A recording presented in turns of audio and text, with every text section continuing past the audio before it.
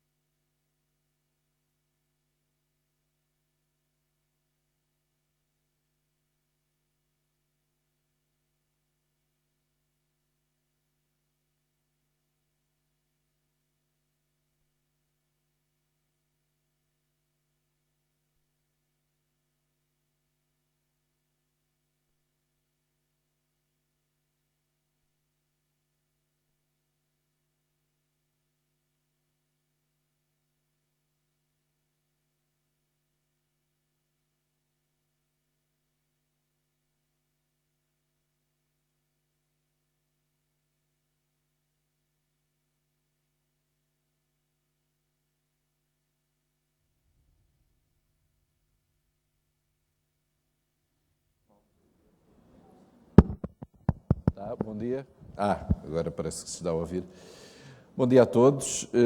Quero em primeiro lugar dizer que eu não sou o Ricardo Costa, isto não é o Expresso da Meia-Noite. Estava previsto que fosse ele o apresentador, mas infelizmente por reuniões de trabalho que teve da última hora a responder, pediram-me para estar aqui presente, portanto peço a vossa benevolência para o moderador, mas o importante aqui são os oradores que serão e são certamente excelentes. Vamos falar sobre o caso português hoje, 20. Estão-me a tirar o som outra vez? Não. Hoje em 2020 e a importância de empresas que, à primeira vista, não estão associadas diretamente a questões como alterações climáticas, como é que elas podem contribuir através da incorporação de tecnologias de informação para essa mudança no sentido positivo, obviamente. Temos o painel da mesa vai funcionar com os participantes a fazerem intervenções de cerca de 20 minutos.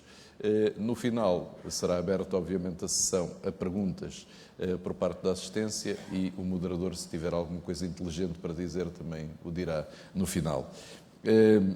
Temos aqui um pequeno problema de saber exatamente quem é que falará, se a Regime pudesse dizer quem é que fala em primeiro lugar. Temos o Dr. João Bento da Brisa, o engenheiro Jorge Cruz Moraes da EDP, o Dr. Luís Filipe Pereira da EFASEC e o engenheiro Vítor Batista da REN. Muito bem. O Dr. João Bento da Brisa, primeiro orador. Muito bom dia.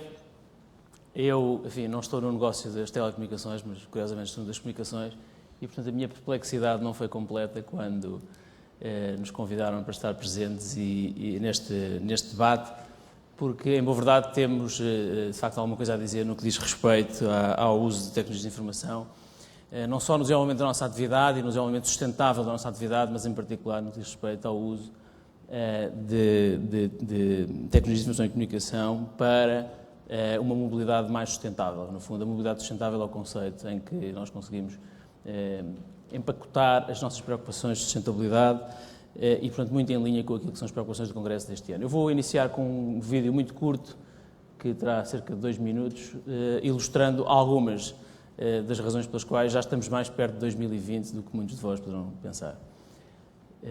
Isto era suposto ter um bocadinho de som, não tem, mas não é muito importante. O primeiro exemplo é um exemplo, só para dar um pouco de ambiente, muito obrigado.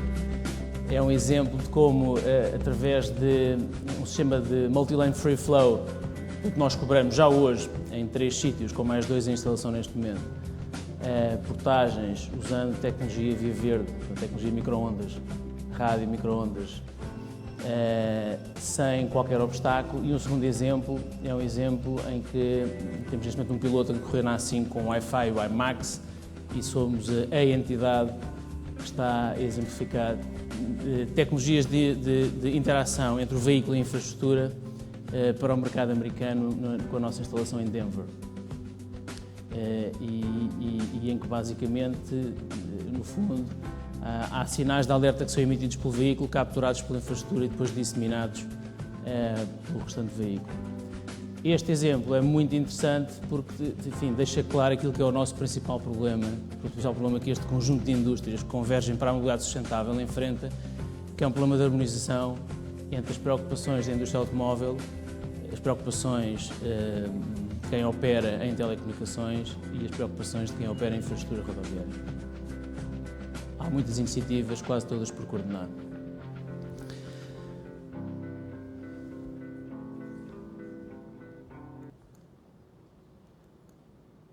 Bom, nós estamos perante um cenário em que, eu não sei se seria possível ter as imagens aqui à frente, em que sabemos, e tendo partido do estudo que a PDC encomendou em preparação dos trabalhos do Congresso, em que a indústria, incluindo a indústria da construção, os transportes e o setor residencial e serviços, têm responsabilidades que estão ali ilustradas na atual pegada de carbono e, portanto, parece haver bastante espaço para intervenção no domínio dos transportes, que é aquilo que eu sou capaz de cobrir. Há um potencial de redução de 6,5 megatoneladas nas emissões de CO2 no que diz respeito aos transportes e um pouco menos na residencial e serviços. No que diz respeito àquilo que entidades como a Brisa podem fazer, nós identificamos 4 alavancas de desenvolvimento. Por um lado, gestão ativa de tráfego, e falarei um pouco sobre isso hoje. Depois, conceitos nos quais a Comissão Europeia está já bastante ativa e grande parte das preocupações da diretiva Eurovinheta tem que ver justamente com carregar, portanto, introduzir incentivos por via do custo associados ao uso dos transportes, mas carregando, digamos, a quantidade de emissões que é produzida para, no fundo, ter também o preço como incentivo para modelar a procura. Depois, preocupações na área da gestão de frotas e, finalmente, as que têm a ver com o comportamento do condutor. No que diz respeito à gestão ativa de tráfego, há um conjunto de iniciativas em todo o mundo, algumas conhecidas, portagens urbanas, o caso do centro de Londres é talvez o mais mediático, não necessariamente aquele que tem mais impacto. Temos as questões associadas ao parqueamento, muito relacionadas, portanto, de forma menos direta, com a regulação da procura no acesso às grandes cidades por via do preço. Enfim, eu lembro quando, há muito tempo atrás, estava na Universidade de Londres, numa mudança de ano letivo em que houve um percalço, deixei de ter parking permit por uma semana e eu, na prática, não conseguia trabalhar. Tinha um filho bebê, minha mulher também estudava, e não conseguíamos, de facto, deslocar-nos, porque era virtualmente impossível, há 20 anos atrás, ir para o centro de Londres sem ter enfim, ou despender uma fortuna, coisa que não estava ao meu alcance nessa altura, ou ter um parqueamento acessível. No que diz respeito aos sistemas de sinalização variável, portanto, no fundo, no que diz respeito à gestão ativa de tráfego, um conjunto de preocupações concretas que já hoje têm alguma expressão, quer em Portugal, quer fora de Portugal, e depois preocupações associadas à regulação por via do preço, como já referi, no fundo, incentivos na linha do princípio do poluidor-pagador, e políticas equivalentes ao esquema de comercialização de emissões, que tudo indica virão a estar disponíveis num futuro não muito distante, também para a procura nos sistemas de transportes. Há depois as questões das políticas públicas, nomeadamente no respeito ao mecanismo fiscal, e, enfim, eu estou, por acaso, enfim, peço desculpa, há tantos exemplos pessoais, a minha filha mais nova está neste momento a fazer a carta, estou a olhar para carros que preciso de lhe comprar e já sinto hoje, e consigo sentir isso melhor a partir de janeiro, as diferenças no que diz respeito à questão fiscal associadas ao incentivo relacionado com a poluição. Portanto, é muito provável que venha a ter cada vez mais expressão na Europa e também em Portugal a componente variável da taxação automóvel associada digamos, ao melhor desempenho em termos de eficiência energética e de poluição por parte dos mesmos. E, finalmente, aquilo que nos traz aqui, enfim, o contributo das tecnologias de informação e comunicação, na medida em que nós temos muita tecnologia disponível. Eu vou gastar o grosso da minha apresentação a dar-vos exemplos de algumas das coisas que fazemos relacionadas com o uso de tecnologia, mas temos grandes preocupações, a que já aludi, de integração, normalização e de relacionamento entre tendências que não são necessariamente convergentes.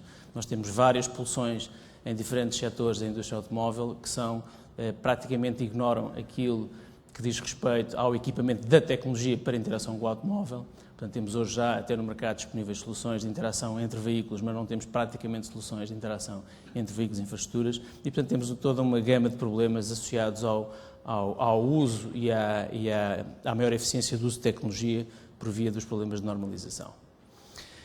Mas no que diz respeito àquilo que é a principal diferença entre uma autoestrada tal como a conhecemos no passado e de certo modo hoje e o futuro, provavelmente tem que ver com esta noção de ecoeficiência, em que a percepção que temos daquilo que é valorizado pelos utilizadores é de que a autoestrada lhes deve trazer mais segurança, portanto, mais conveniência, o binómio segurança-velocidade, tempo, se quiserem, mas em que a dimensão energética e também de emissões passou a ter um papel relevante, obviamente, no lado de baixo daquele rácio. E porque é que as autoestradas são em si mesmo um fator de maior sustentabilidade? Temos aqui um pequeno exemplo, quando abrimos em junho do ano passado o lance final da A17, que liga a Marinha Grande a Mira, portanto, no segundo corredor norte-sul, que está praticamente completo, estará completo quando a Costa de Prata terminar o último troço na zona de Charreja para o ano. Mas, portanto, entre a Marinha Grande e Mira, se olharmos para a alternativa existente, que é a da Estrada Nacional 109, ou para aquilo que passa a ser a alternativa que já está disponível desde junho do ano passado, nós temos que, num caso, percorremos 110 km e no outro 93. Portanto, em princípio, uma autoestrada precisa de menos quilómetros de distância linear para unir os mesmos dois pontos. Temos diferenças no consumo de combustível muito substanciais, 10,53 euros por este percurso contra 7,37 num percurso médio, feito a uma velocidade média. Não temos custo de portagem na Nacional 109 e temos um custo de portagem que é este ano de 7,65 euros. Temos um consumo de tempo que, valorizado a preços médios para a sociedade portuguesa, é de 17,47 euros na Nacional 9 e de 6,73 na A17. E temos um nível de serviço, enfim, não querendo amassá-los com detalhes rodoviários, da técnica rodoviária, que tem que ver basicamente com a qualidade e as condições de segurança e de fluidez, que é nível de serviço B, no caso da A17, nível de serviço A é praticamente quando temos uma autoestrada sem carros, e nível de serviço E ou F na Nacional 109. Sendo que o aspecto mais importante é que o nível de emissões para um percurso médio na 109 é 227 gramas por veículo-quilómetro, enquanto que na A17 é substancialmente menor. E, portanto, o próprio facto de termos uma maior rede de autoestradas é em si mesmo indutor de maior eficiência, se pudéssemos passar à frente, de maior eficiência na mobilidade rodoviária. Mas porquê é que a utilização das TIC, no caso da Brisa, é tão importante? Bom, porque nós adotámos, enfim, a bom tempo, com a ajuda de muitos parceiros da nossa rede de inovação, na qual, aliás, a IFASEC, aqui presente, desempenha um papel importante, uma preocupação digamos, carregar a infraestrutura com tecnologia e de dar expressão à ideia de sistemas inteligentes de transportes. A utilização eficiente de recursos de ITS depende de uma arquitetura de informação global e de comunicação, que no caso da Brisa é bastante expressiva. Portanto, nós temos uma rede, temos largura de banda em toda a nossa rede de cerca de 1.500 km em Portugal, que varia entre 2 e 8 gigabits por segundo, disponível, sem custos de comunicação, portanto a rede é nossa. Temos o custo de iluminar a rede e de a manter, mas nada mais do que isso. E, portanto, em primeiro lugar, é obviamente muito importante para desenvolver serviços inteligentes de transporte, dispor de uma infraestrutura de comunicações muito importante. E os serviços, no fundo, desenvolvem-se ao longo de 3 vetores: segurança, eficiência e, mais recentemente, ambiente.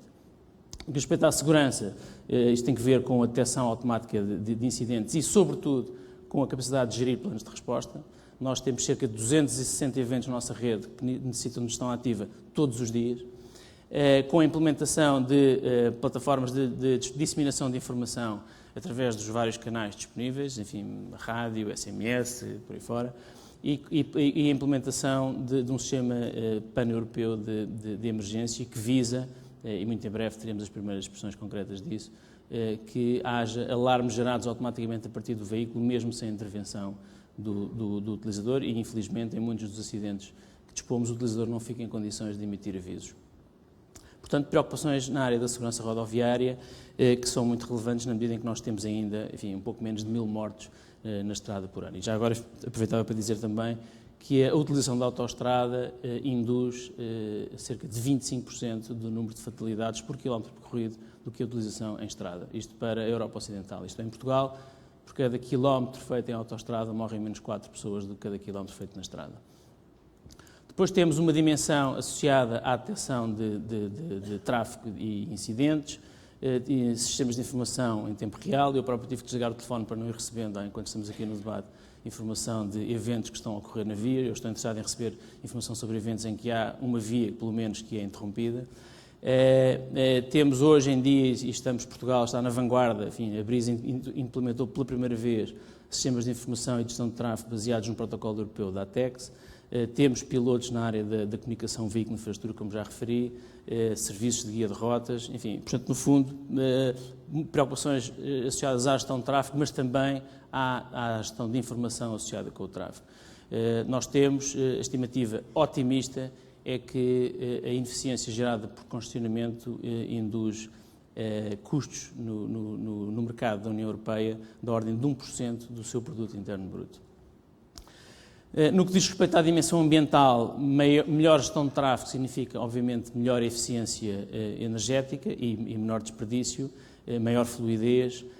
Isto tem que ver quer com a escolha dos percursos, quer com a atuação mais rápida cada vez que há uma perturbação na fluidez do tráfego. E há uma dimensão específica em que Portugal está especialmente bem, e ainda mais agora com oportunidades de cobrança de portagens em free flow, que é o facto de termos de muito longe, a maior taxa de penetração do mundo em cobrança eletrónica de portagens. Nós temos cerca de 62% na rede portuguesa toda, não só na rede Brisa, hoje, ou seja, 62% das cobranças são feitas usando meios eletrónicos, basicamente via verde, enquanto que a Itália, que é o segundo país com maior penetração, temos cerca de 40%, em França, para termos uma ideia, menos de 15% e em Espanha abaixo de 10%. Portanto, isso induz, obviamente, por menos retenção de veículos nas praças de portagem, ganhos, nomeadamente no que diz respeito às emissões, muitíssimo substanciais. Como é que implementamos isto? Enfim, só para termos uma ideia, como já referi, na totalidade da nossa rede em Portugal, nós temos cerca de 260 veículos por dia. São percorridos cerca de 25 milhões de quilómetros todos os dias na rede das concessões Brisa, 22 na concessão Brisa e os restantes nas outras. Temos cerca de 2 milhões de transação de portagens por dia, portanto, isto são mais transações do que um pequeno banco em Portugal, ou do que um banco médio. Portanto, temos uma grande intensidade de operações. Tivemos em 2007 cerca de 8.800 acidentes que necessitaram de gestão ativa. Temos uma rede que é, por razões evidentes, enfim, distribuída geograficamente e, ao contrário do que foi o paradigma desde a criação de entidades como a Brisa até recentemente, até há 8, 9, 10 anos atrás, em que a ideia era distribuir, nós hoje, com a disponibilidade que temos de largura de banda, e já repito o que disse há pouco, nós temos entre 2 e 8 gigabits por segundo disponíveis para a nossa gestão da rede. A ideia é contrária, é concentrar. Portanto, nós temos a necessidade de distribuir funções de conservação, assistência rodoviária, cobrança de portagens, que obviamente precisam de presença local, mas toda a gestão destes meios hoje pode e deve ser feita de forma concentrada, e aí a Brisa é claramente, enfim, pioneira, na medida em que temos um centro de coordenação operacional em que coordenamos tudo isto. Nós temos, para ter uma ideia, cerca de, enquanto estamos aqui a falar, há 15 mil equipamentos na rede Brisa que estão a ser geridos. Entre câmaras de vídeo, se eu fosse capaz de continuar a passar os slides. Obrigado. Entre um conjunto diverso de equipamentos e sistemas que eu já vou referir mais em concreto, nós temos cerca de 15 mil equipamentos que têm que ser geridos em simultâneo e em tempo real. Para quê? Para ter operação e coordenação de operações 7/24, vigilância remota da rede, para as funções de atendimento a clientes, para a função mais importante, a gestão e desenvolvimento de planos de resposta, para a articulação com um conjunto vasto de entidades externas, que são mais ou menos óbvias, as polícias, a Proteção Civil, o Estado de Portugal, o INEM, e para a função de distribuição de informação, que é cada vez mais importante para os clientes. Os tais 15 mil equipamentos, só para dar, enfim, uma vaga ideia do que são componentes que contribuem para os serviços que aqui estão. Nós temos cerca de 5.550 câmaras na estrada, outras 250 nas zonas das portagens, portanto, perto de 800 câmaras disponíveis, 40 estações meteorológicas, temos centenas de sensores de tráfego, temos não 4, mas 5 sistemas de gestão de túneis, temos mais um túnel a operar recentemente.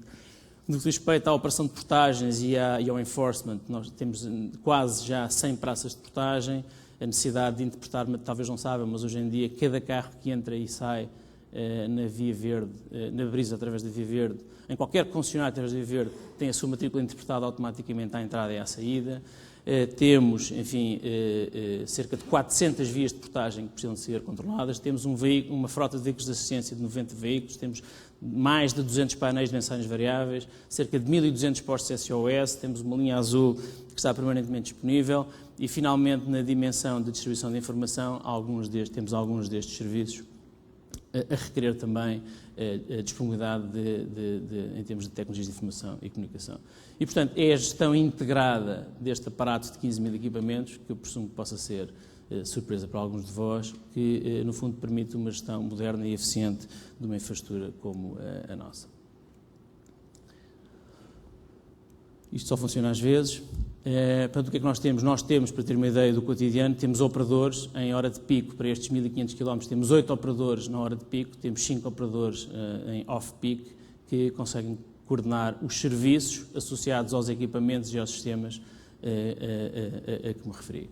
E, portanto, não deixa de ser extraordinário que, com a circulação na ordem dos 80 mil carros nas horas de pico por hora, nós tenhamos 8 operadores a gerir tudo isto. No que diz respeito à dimensão de portagens, uma vez que ela tem um contributo importante na poupança, em particular, de emissões poluentes, nós temos hoje já cerca de 2,2 milhões de clientes, temos 60 parques de estacionamento, todos estes números estão desatualizados, peço desculpa por isso, e temos um pouco mais de 100 bombas de gasolina. Nós ganhámos o primeiro prémio de QPT, Prime e a Deloitte instituíram de tecnologias de informação na área de Business Intelligence, justamente porque temos esta enorme presença de TICs, quer associados à cobrança de serviços relacionados com o automóvel, portanto, portagens e, hoje em dia, todo tipo de serviços, quer associados à gestão de tráfego. Portanto, uma grande eficiência e uma qualidade de serviço muito importantes, que, no fundo, iluminam a nossa visão do que deve ser a autoestrada em 2020. Passará a ser uma infraestrutura inteligente, ainda mais inteligente, em comunicação com uma série de plataformas complementares. A saber, o veículo, e temos protótipos a funcionar hoje em que isso é bastante óbvio, e temos funções concretas, como no caso das portagens, em que isso é também explícito, os sistemas de informação de trânsito e os sistemas de emergência. Por outro lado, nem tudo está feito e, portanto, o desafio será o de integrar o funcionamento da infraestrutura nas restantes plataformas de comunicação, permitindo muito maiores e mais eficazes níveis de interação entre os diferentes sistemas existentes, e aqui, de facto, temos um problema sério para resolver naquilo que são pulsões diferentes, como disse no início, entre a indústria automóvel e os operadores de infraestruturas. Para terminar, com as dificuldades que este comando me impõe, nós temos um potencial ganho, um ganho potencial muito significativo associado à utilização de tecnologias de informação e comunicação. Temos uma grande oportunidade para a competitividade do setor no nosso país, portanto, como ainda há pouco trocava impressões com a Margarida Couto lá fora, há um conjunto muito significativo de oportunidades de negócio que espreitam e que poderemos capturar e muito provavelmente, como julgo que também alguns de vós aceitarão, é justamente no uso sofisticado de tecnologias de informação e comunicação que nós poderemos, através disso, que nós poderemos, certamente na área dos transportes e da mobilidade rodoviária sustentada, nós poderemos convergir de forma possível e provável para as imposições e os nossos limites de acordo com o protocolo de Kyoto. Portanto, com TICs talvez lá cheguemos, sem TICs certamente não chegaremos. E, portanto, hoje temos uma autoestrada que já tem preocupações, já procura ser ecoeficiente, já integra soluções TIC. Em 2020 teremos que procurar ter uma infraestrutura de carbono zero, uma infraestrutura mais inteligente, mais integrada num ecossistema social e económico. Não referi, naturalmente, tudo aquilo que sejam desafios estritamente relacionados com a indústria automóvel, em que também muitos de nós estamos neste momento envolvidos, porque provavelmente em 2020 teremos muito mais carros elétricos e muito menos carros usando combustíveis fósseis. Muito obrigado.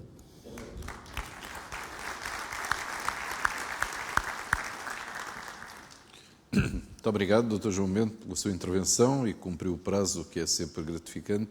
E o segundo orador é o engenheiro Jorge Cruz Moraes, da EDP, da administração da EDP. Sr. Engenheiro.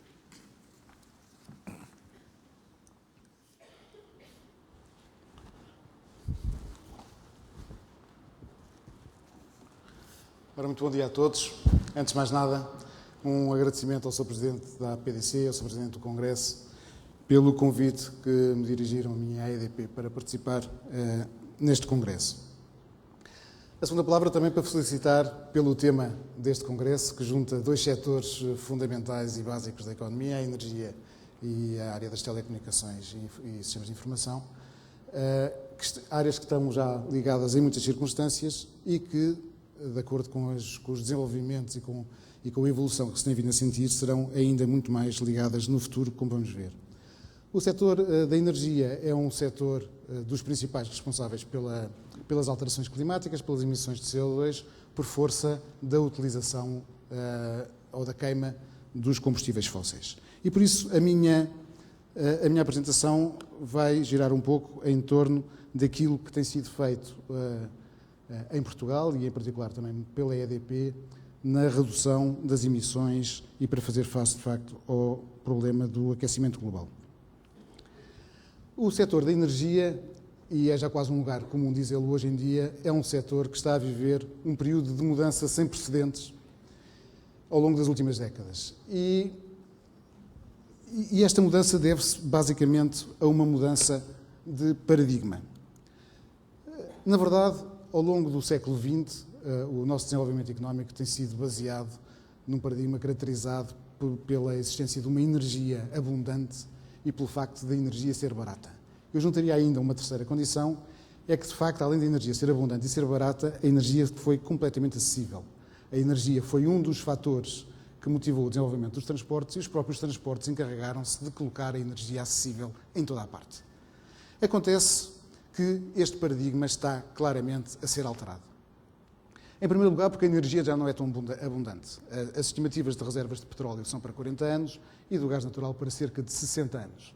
Obviamente que toda a gente se lembra de que o petróleo iria sempre acabar, e a verdade é que as reservas estão sempre a continuar. Mas a verdade é que hoje em dia há alguns indicadores que são extremamente importantes. Por exemplo, hoje em dia, por cada 3 barris que se consomem, apenas se descobre um. O que significa que as reservas aumentam 1 e todos os dias se gastam 3. Além do mais, como o consumo está a aumentar, as reservas tendem claramente a diminuir. O que não quer dizer que não exista cada vez. De qualquer forma, e eu penso que esse é o ponto fundamental, a energia, as reservas de energia fóssil não são tão abundantes já como foram noutros tempos. Em segundo lugar, e outro parâmetro que é extremamente interessante, é que nos primórdios da exploração do petróleo, gastava-se tipicamente um barril de petróleo para extrair 100 barris de petróleo. E hoje em dia, gasta-se um barril de petróleo para extrair 3 barris de petróleo. De facto, o tipo de reservas que hoje estão a ser encontradas, ou de novos poços que estão a ser encontrados, estão ou a profundidades muito grandes ou em condições cuja extração é significativamente mais cara. Portanto, energia já não é tão abundante. Também, relativamente ao preço, todos assistimos àquilo que foi o disparar dos preços ao longo do último ano, na prática. Este gráfico está ligeiramente desatualizado, porque ele acaba, salvo erro, por volta de agosto ou setembro deste ano, e de lá para cá os preços já baixaram muito significativamente. Na verdade, o petróleo hoje estará à volta dos 60 e o carvão, que foi durante muitos anos estável a preços de 50, e estamos aqui a ver valores desde a década de 90, ultrapassaram os 250. Neste momento andarão em redor dos 100 euros por tonelada e o petróleo em redor dos 60. Mas a verdade é que hoje em dia não há nenhum analista que projete preços de petróleo outra vez na casa dos 25 ou dos 30, como foi durante muitos anos, e se vê aí nesse gráfico. Os preços de médio e longo prazo estimam-se entre os 80 e os 100 dólares por barril. Finalmente, e o outro fator que se alterou significativamente, e eu não me vou deter muito sobre ele, porque ele já foi ontem, penso, amplamente tratado neste Congresso, é que existe hoje um consenso completamente alargado sobre o efeito dos gases de efeito de estufa sobre o ambiente e sobre o aquecimento global. A verdade é que, antes da Revolução Industrial, ou por altura da Revolução Industrial, tínhamos uma concentração na atmosfera de cerca de 280 partes por milhão de CO2. Chegámos ao ano 2000, acabámos o século com cerca de 380, e se nada for feito com o aumento dos consumos, poderemos ultrapassar o valor dos 700 no final do 2100, com impactos sobre a temperatura do ambiente muito, muito significativos, pelo que naturalmente teremos de inverter esta tendência. O problema é maior ainda, porque este problema não é um problema estático, é que o problema é dinâmico, e é dinâmico porque os consumos de energia naturalmente não param de crescer. E há dois drivers fundamentais para o aumento do consumo de energia. Um é a demografia e outro é o próprio desenvolvimento económico. Relativamente à demografia,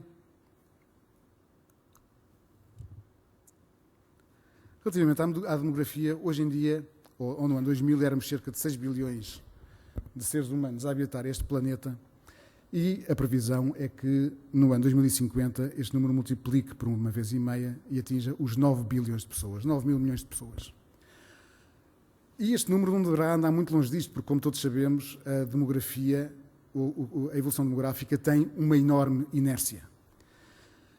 Ou seja, vamos ter mais 50% de pessoas a consumir energia, a deslocar-se nos seus automóveis, a aquecer as suas casas, a utilizar os seus aparelhos e os seus eletrodomésticos, pelo que este é naturalmente um driver fundamental do crescimento dos consumos. O segundo é naturalmente o desenvolvimento económico. Todos sabemos que a energia é o combustível do desenvolvimento. E tanto que os países mais desenvolvidos do mundo, daqueles 6 bilhões que eu há pouco referi, o bilhão mais rico é responsável por mais de 50% do consumo de energia. E corresponde basicamente aos países da OCDE, a Europa, a América, o Japão, etc.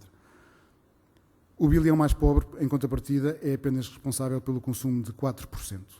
Obviamente que a grande ambição da humanidade é trazer para níveis de conforto económico o resto, a generalidade da população, pelo que isso implicará um crescimento adicional. Este gráfico é meramente qualitativo, mas o que mostra é que, tipicamente, até aos $3.000 de PIB per capita, o consumo é praticamente irrelevante e o crescimento é extremamente baixo. A partir dos $3.000 por habitante por ano, o consumo tipicamente explode. E explode por duas razões fundamentais. Primeira, porque estamos a industrializar os países, estamos na fase de industrialização. A segunda é porque se dá origem, dá lugar à existência da mobilidade individual. E em vez de vermos as pessoas apinhadas nos comboios e nas caminhonetes, como vemos em alguns sítios, começamos a ver as pessoas em cidades e em estradas completamente apinhadas de automóveis. E só a partir dos 15.000, quando o desenvolvimento económico deixa de ser feito à base da industrialização e passa a ser feito basicamente com base na área de serviços, é que se assiste a uma moderação do crescimento e só acima dos 25.000 o crescimento dos consumos pode ser nulo, porque o crescimento económico se faz sem crescimento de energia e, em alguns casos, até com decréscimo, uma vez que os países podem dar ao luxo, entre aspas, de utilizar medidas de eficiência energética muito significativas. Portanto, o grande paradigma que nós temos é que, no ano 2050, de acordo com estes dois drivers de crescimento que eu disse, os consumos poderão duplicar, na pior das hipóteses, e quando eu digo é a pior das hipóteses é de menor desenvolvimento económico do planeta, mas numa situação de maior desenvolvimento económico, este crescimento pode ser mesmo triplicação. Ora, se nós temos hoje em dia um problema já com as emissões com o estado atual, com 3 vezes a produção de energia no ano 2050 ou 2 vezes, temos um problema muito maior. É evidente, então, como é que se poderá resolver este problema? Só há duas formas de o fazer. É produzir a energia adicional, ou inclusive aquela que já se produz hoje, com reduzidas ou nulas emissões de CO2 e procurar ter a maior eficiência possível no consumo como forma de limitar o crescimento da procura. Vamos ao lado da produção. Para termos uma produção com menor emissão de CO2, temos de apostar decisivamente nas renováveis. Já hoje apostamos no wind onshore, portanto no vento, nos moinhos em terra. Temos de fazer esforços para desenvolver um enorme potencial que são as renováveis offshore. Estou-me a referir ao aproveitamento das energias das ondas e do vento na plataforma continental. O desenvolvimento de energia solar, que tem tido imensa evolução nos últimos tempos e que se espera haver evolução ainda maior, nomeadamente com a redução dos preços, por forma a tornar uma forma competitiva de fazer geração elétrica, sobretudo ao nível desconcentrado, ao nível da microgeração. E, obviamente, o nuclear irá, com certeza, também vir a dispor de um papel importante, uma vez que é uma fonte de energia sem emissões de CO2. Outra questão que se debate é a questão do carvão e do gás natural. O carvão, como sabem, é uma das formas mais tradicionais de fazer energia elétrica, é também uma das formas mais poluentes, porque emite praticamente 1 kg de CO2 por cada quilowatt-hora gerado. Ou seja, 1 kWh é um radiadorzinho com 1 kW, um radiador pequeno a funcionar durante 1 hora, e isso produz 1 kg de CO2. O gás natural emite cerca de 1/3, porque o ciclo combinado, em vez de ter um rendimento tipicamente na ordem dos 38%, 39%, tem um rendimento que pode chegar aos 56%, 58%. Portanto, por força disso e por força do combustível, tem menores emissões. Uma das grandes soluções, e uma vez que o carvão, como vimos no início, é um dos combustíveis mais abundantes, seria a captura e o sequestro de CO2, que, no entanto, estão ainda a alguma distância de poderem tornar-se uma realidade industrial. Uma palavra agora sobre o que é que tem... agora terei a dar demais. Sobre aquilo que se tem passado em Portugal ao longo dos últimos anos. Se olharmos para este gráfico, no ano de 1990, o nosso sistema produtor era 50% hídrico, a parte de cima, mais clara, e 50% térmico. E o térmico eram centrais de fuel, centrais de carvão, etc. Não havia centrais de gás ainda nesta altura, porque a primeira é a central da Tapada do Outeiro, que surge, salvo erro, em 96. Atualmente, já existe uma parcela significativa, que é a parte de cima, de 19%, que é renováveis. Existe uma parcela de 29%, que é o peso da hídrica. Não se fizeram mais hídricas neste período. Existe já uma parcela muito importante de centrais de ciclo combinado a gás natural e existe também uma parcela ainda de centrais convencionais a carvão. O que se passa hoje em dia é que as centrais de fuel óleo, que eram também uns grandes, entre aspas, emissores de CO2, neste momento já não estão em operação na prática. Elas estão disponíveis, mas não estão em operação. No ano 2020, e estamos a falar agora aqui do cenário da EDP, o que se espera é que a EDP tenha mais de 50% da sua capacidade instalada em energias renováveis, cerca de 18% em hídrica, 27% em centrais de ciclo combinado, e o peso das centrais de carvão, e estamos a incluir já as nossas centrais em Espanha, representem apenas cerca de 9%. Ou seja, as emissões de CO2 por megawatt-hora emitido, medida em toneladas por megawatt-hora, ou seja, as emissões específicas passarão de 0,6 para 0,17 por megawatt-hora. Ou seja, isto representa uma enorme alteração no parque produtor e também, dessa forma, um enorme contributo da EDP para a redução das emissões. Já agora, e porque estamos a falar de renováveis e de baixas emissões, vale a pena falar também daquilo que é, hoje em dia, a EDP Renováveis, empresa, como sabemos, cotada, que hoje já tem mais de 4.000 megawatts instalados em muitos países no mundo, sendo a maior parte nos Estados Unidos, em Espanha, em Portugal e também alguma coisa na França, na Bélgica, na Polónia e na Hungria. O projeto, neste momento, temos em construção mais 1.600 megawatts e temos um pipeline no conjunto destas geografias de cerca de 27.000 megawatts para instalar.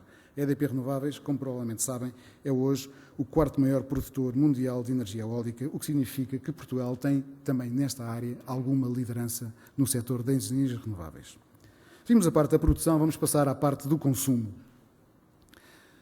É muito simples, o consumo basicamente são 3/3, 1/3 em edifícios, 1/3 em transportes, 1/3 na indústria e alguma coisa residual, em cerca de 4%, em áreas como a agricultura. E é uma das áreas fundamentais onde todos devemos atuar no sentido de reduzir o crescimento dos consumos e tornar mais eficiente a nossa utilização de energia. A eficiência energética tem duas componentes fundamentais. Uma é uma componente tecnológica, é todos termos acesso aos equipamentos mais eficientes. A outra é uma componente comportamental, ou seja, termos em nós próprios a preocupação de utilizar a energia da forma mais racional possível. Deixem-me cobrir por áreas, começando pela indústria. Há um conjunto enorme de alterações que podem ser feitas e têm vindo a ser feitas em muitas indústrias, nomeadamente na eficiência dos próprios processos. Por exemplo, um grande consumidor de energia é, claramente, as fábricas de cimento. Hoje em dia há tecnologias úmidas que são desenvolvidas, por exemplo, no Japão, que consomem cerca de metade da energia para o tratamento do mesmo volume de clinker. Os motores elétricos são responsáveis por mais de 50% do consumo das indústrias. A instalação de variadores eletrónicos de velocidade pode reduzir em 25% o consumo desses motores elétricos. A instalação de cogeração em todas as indústrias que precisam de calor pode ser também um elemento fundamental para melhorar a eficiência energética dessas operações. A EDP, neste momento, tem uma área da empresa especialmente dedicada a dar apoio às indústrias nestas áreas da eficiência energética, e este exemplo que mostra a seguir é um exemplo que para nós é paradigmático, é o que tem as fotografias também mais bonitas, da Caixa Geral de Depósitos, os telhados das Caixas Geral de Depósitos, onde nós instalámos mais de 3.000 metros quadrados de painéis de alta temperatura que permitem abastecer a climatização, porque tanto fazem frio como fazem calor, e água quente sanitária para o edifício da Caixa Geral de Depósitos, para o edifício aqui da Avenida João 21, em Lisboa. Isto é uma outra fotografia, se o slide mudar, é uma outra fotografia que mostra os telhados virados a poente e a sul, completamente cobertos com estes painéis e que representa, de facto, a maior instalação solar feita para estes objetivos. Na área residencial, na área dos edifícios.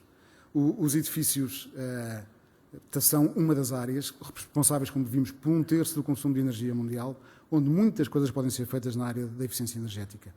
Melhorar o isolamento térmico, e neste momento, como sabem, há uma lei publicada que vem finalmente definir e classificar as casas de acordo com o seu nível de eficiência energética.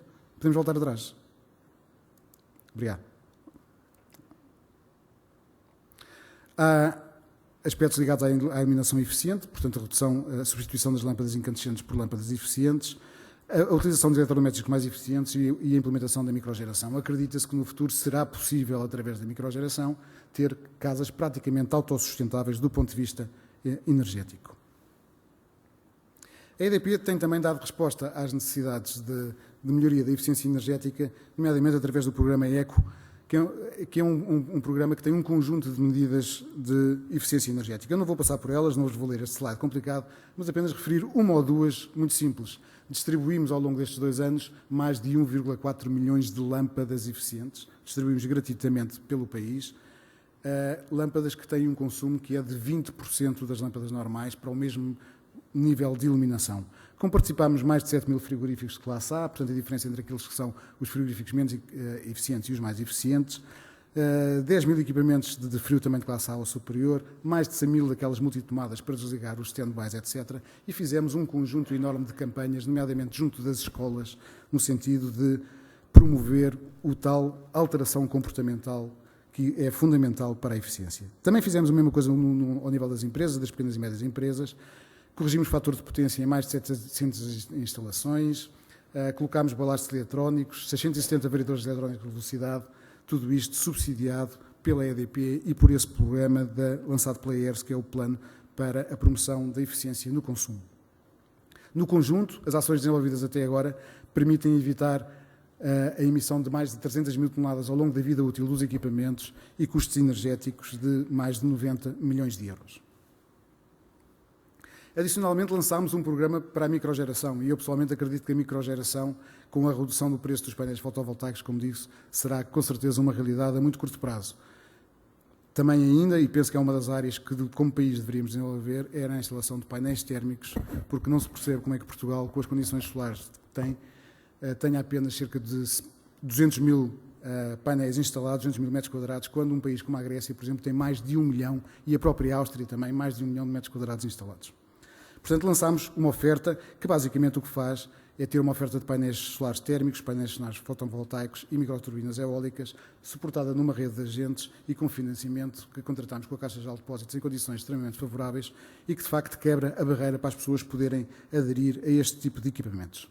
A outra área, o outro terço do consumo, é a mobilidade. Aí todos nós acreditamos que hoje já vemos a introdução dos hídricos e as duas grandes alternativas são naturalmente o hidrogénio e os carros elétricos com baterias.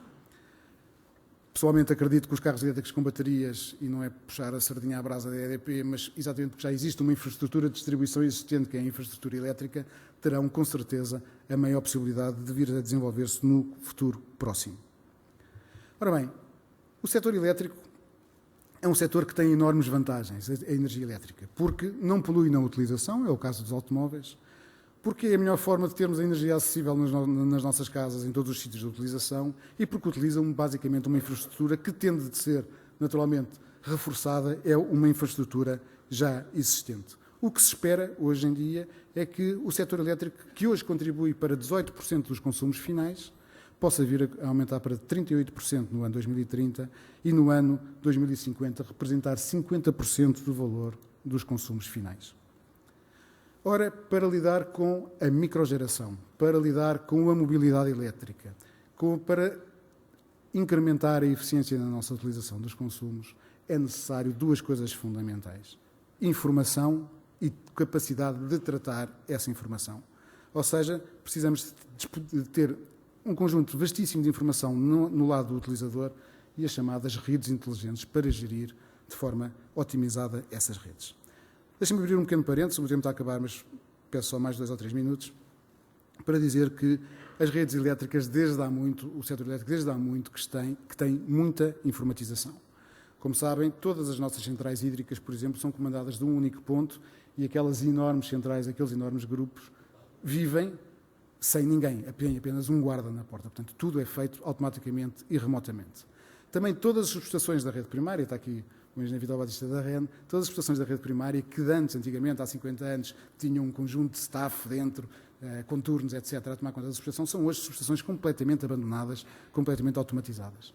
E ao nível da rede de distribuição, também ao nível de tudo o que é média tensão, alta tensão e média tensão, existe muita informação, mas já não tanta como existe nos níveis superiores, e ao nível da baixa tensão, o tipo de informação que hoje dispomos é muito, muito, muito reduzido. Tanto assim, só para vos dar um exemplo, não sei se sabem como é que a EDP sabe que existe de repente um defeito na sua casa e a sua casa está sem luz. Basicamente o que se passa é que você telefona, um telefonema, 2 telefonemas na mesma rua, temos um problema naquela rua.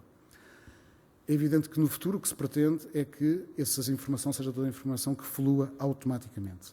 E por isso, o facto da EDP ter lançado o projeto InnovGrid. É um projeto que visa, no fundo, automatizar a gestão das redes, melhorar a sua qualidade de serviço, diminuir os custos de operação, aumentar a eficiência energética e a sustentabilidade ambiental, porque vai ter, efetivamente, um conjunto de possibilidades enorme de as pessoas poderem dispor de outros tarifários, de outro tipo de informação e de gerir a rede montante.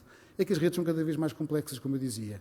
Antigamente as redes eram unidirecionais. A energia fluía toda das centrais e das grandes subestações para os clientes. Se os clientes agora são também clientes, são também produtores, a energia pode fluir nos 2 sentidos. A operação de uma rede que é alimentada em multiponto é naturalmente uma operação muito mais complexa. Pensem só que para intervir, por exemplo, num posto de transformação, não me basta, como tradicionalmente, cortar a montante, eu tenho também de ter o cuidado de cortar a jusante por forma a poder isolar aquela zona e, inclusive, a ser possível manter algumas zonas, eventualmente, em alimentação, porque a microgeração eventualmente o permite. Tudo isto precisa de um sistema de gestão e sei que isto já foi objeto ontem de uma intervenção especial e temos também um stand fora onde se pode ter mais algum contacto com o InnovGrid. Chave de tudo isto é, de facto, a inovação. E a EDP, naturalmente, promove a inovação interna e externa, quer através da sua empresa, que é a EDP Inovação, quer através da EDP Ventures. A EDP tem um fundo de capital para investir em projetos de investimento e alguns programas que tem tido para fomentar a própria criatividade interna, a própria cocriação dentro da EDP e nos seus redores. A EDP, neste momento, investe em 5 áreas da chamada Clean Tech. Temos investimentos nas energias fotovoltaicas, PV e térmica, temos investimentos no PELAMIS, na energia offshore, estamos a investir, ou vamos começar a investir numa rede de abastecimento de veículos elétricos, estamos envolvidos na Smart Grid e num conjunto vastíssimo de sistemas de automatização das nossas redes e dos nossos sistemas. Deixa-me passar por cima do Corporate Venture Capital, só dizer, os investimentos naturalmente para estas áreas são enormes. Penso que ontem teríamos ouvido ser referido que, de acordo com o relatório Stern, prevê-se que seria necessário cerca de 1% do PIB por ano para fazer face às alterações climáticas. Hoje me fala-se já não num 1%, fala-se inclusive já em 2% do PIB para conseguir manter as concentrações de CO2 abaixo na ordem dos 500, 550, por forma a limitar as alterações climatéricas. Ou seja, temos possibilidade de fazer geração renovável, possibilidade de renovar o parque produtor atual para lhe reduzir as emissões de CO2, introdução da mobilidade elétrica, introdução das redes inteligentes, aumento do peso da energia elétrica no consumo final, tudo isto constitui um enorme conjunto de oportunidades para desenvolvimento do setor. O êxito, a chave de tudo isto, passa naturalmente pela inovação, como eu referi, pela antecipação, pela capacidade de anteciparmos o que é que se vai passar no futuro próximo e, finalmente, pela capacidade de execução que tivermos de desenvolver estes projetos. Muito obrigado.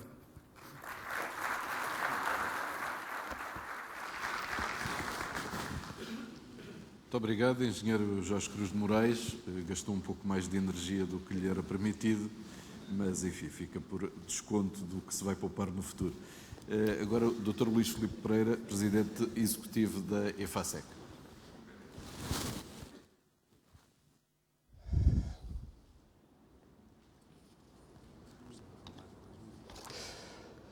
Bom, muito bom dia. Antes de mais, gostaria de agradecer ao Dr. Diogo Vasconcelos, Presidente da PDC, e ao Engenheiro Jorge Vasconcelos, Diogo, o convite que me foi dirigido, e sobretudo à EFASEC para estar aqui presente numa relação que, por vezes, pode ser pensada como a menos óbvia. É óbvio que falar de alterações climáticas, falar da EDP e do setor da energia é mais ou menos óbvio. Falar também dos transportes, penso que também é óbvio. Talvez que falar da EFASEC, alterações climáticas, talvez fosse menos óbvio. E daí que agradeço mais uma vez esta oportunidade e também me tenho levado a falar um pouco da empresa, muito rapidamente. Vou gastar os primeiros 4 minutos a falar um pouco da empresa, muito rapidamente, dando-nos alguma informação do que é que andamos a fazer e depois entrar no tema propriamente dito e falar no que é que a EFASEC pode contribuir para minimizar as alterações climáticas, sobretudo no que diz respeito à diminuição do CO2. Bom, nós, talvez o traço mais importante hoje da empresa é que estamos envolvidos num processo profundo de internacionalização. Não vou entrar em pormenores, para nós tem 4 grandes pilares, digamos, uma estratégia bem definida, quantificação de objetivos a longo prazo, organização, comunicação e informação. Talvez que o mais interessante seja dizer que a EFASEC hoje está em 3 grandes áreas, a área da energia, a área de engenharia, ambiente e serviços e transportes e logística. Temos 10 business units, 10 unidades de negócio. Uma parte importante delas está envolvida com esta questão das TIC, por exemplo, a parte da engenharia, a parte da automação, ambiente, renováveis, transportes, logística. E vou dar aqui alguns exemplos práticos e concretos quanto a isto. A nossa presença internacional é vasta, nós operamos neste momento em mais de 65 países, somos das empresas talvez mais internacionalizadas. Em termos de organização, levou-nos a adotar um modelo que é matricial, portanto, pensámos que era importante focalizarmos em algumas regiões e estamos a dar uma particular atenção a 7 regiões a nível mundial para além de Portugal. Do lado direito tem as várias áreas de negócio que eu mencionei, do lado esquerdo tem os mercados que chamamos EFASEC e que são aqueles onde nos podemos focalizar mais. O grande objetivo da empresa é de replicar os 10 unidades de negócio que temos em Portugal, que estão do lado direito, em todas as regiões que estão aí do lado esquerdo, e já estamos bem avançados neste nosso objetivo. No fundo, uma síntese muito rápida, somos uma empresa inteiramente portuguesa, de capitais portugueses, estamos em mais de 105 países, temos cerca de 3.900 colaboradores, um volume de vendas que este ano atingirá cerca de 620 milhões, falarei muito rapidamente sobre isto, e estamos nos setores importantes, como a energia, transportes, engenharia, ambiente, serviços, energias renováveis. Alguns indicadores rápidos, porque o mais importante é falarmos das TIC, mas só muito rapidamente, nos últimos anos temos tido um crescimento bastante forte. Esta é a evolução das encomendas. Talvez o mapa seguinte, este ano, pensávamos em 800 milhões e vamos pela primeira vez atingir um marco histórico de 1.040 milhões de encomendas. Portanto, multiplicamos por 2,5 vezes as encomendas de 2006. Estamos a crescer muito rapidamente. Temos já o orçamento, está aí BGT Budget para 2009, e pensamos atingir 1.133 milhões de encomendas. Isto significa que, em termos de repartição entre mercado interno e mercado externo, já hoje, em 2008, dependemos mais de 60% do mercado externo e 38% do mercado interno, mas para o ano 70%, 71% contra 29%, o que significa que a nossa atividade vai estar fundamentalmente no exterior. As vendas é um conceito diferente, porque nós, quando executamos as encomendas, portanto, temos o conceito de vendas. Também aqui a evolução tem sido bastante rápida. Este ano tínhamos no orçamento 546 milhões de vendas. Na realidade, vamos ultrapassar e vamos fazer cerca de 614 milhões.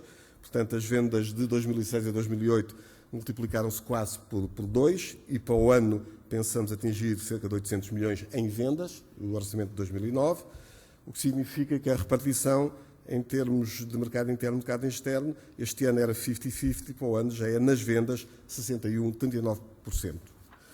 Já agora uma indicação para o acionista ficar satisfeito, também ao nível da EBITDA, pensamos entre 2007 e 2008 aumentar de 40 para 58 e, face a 2006, dobrar no orçamento de 2009.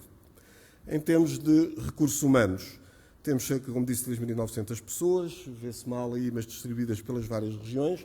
Já temos uma presença significativa. Por exemplo, no Brasil temos cerca de 300 pessoas. No total devemos ter umas 1.300, 1.400 pessoas neste momento fora e o restante em Portugal. Um aspecto decisivo, quanto a mim, fundamental, é a questão do perfil humano. Nós temos cerca de 40% dos nossos colaboradores com o grau de licenciado, mestrado ou doutoramentos, temos alguns. Temos pessoas com mais de 12º ano, 44%, isto é, mais de 80% têm o 12º ano ou mais escolaridade, mais de 90% das vendas vêm de tecnologia própria e também dizer que cerca de 150 a 200 pessoas permanentemente estão na zona de inovação e desenvolvimento. Bom, isto é uma apresentação muito rápida, digamos, do que é a EFASEC.